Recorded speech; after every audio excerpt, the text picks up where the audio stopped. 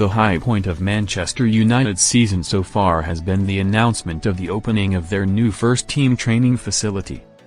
Wins have come at a premium for Ruben Amorim, who has been heavily criticised this season, with Man United's 2-0 win over Sunderland giving the Portuguese head coach some respite. Man United's 2-1 win over Chelsea was more nervy than it should have been as the visitors were reduced to 10 men early on, while a late Bruno Fernandes penalty was required to squeeze past newly promoted Burnley at home. As the curtain was lifted on the new Carrington complex, the mood was buoyant at the club, with the signs of Sir Jim Ratcliffe's investment in the club finally starting to show.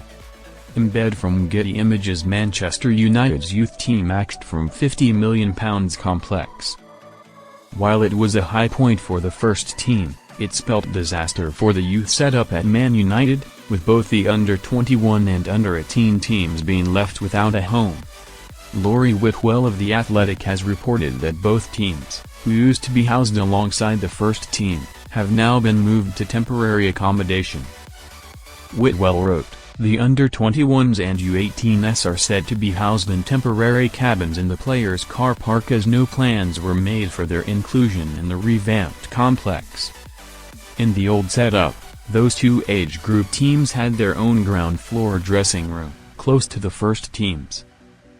Those designing the new main building decided to cut that association, the aim being to make the first team facilities an area players must aspire to enter.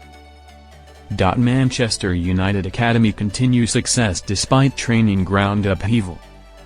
Despite the upheaval at their Carrington base, United's academy have managed to maintain their successful performance levels on the pitch.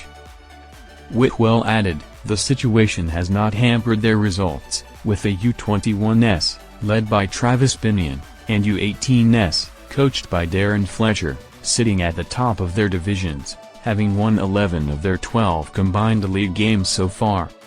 After some limbo, the report suggests that the club's academy setup will now move into the temporary structure that housed the women's team last season, giving United's bright stars a slight feeling of belonging. Under Amorim, the pathway from the academy to the first team has looked bleak, and as new developments come to light, one of Man United's proudest foundations appears to be in a sorry state.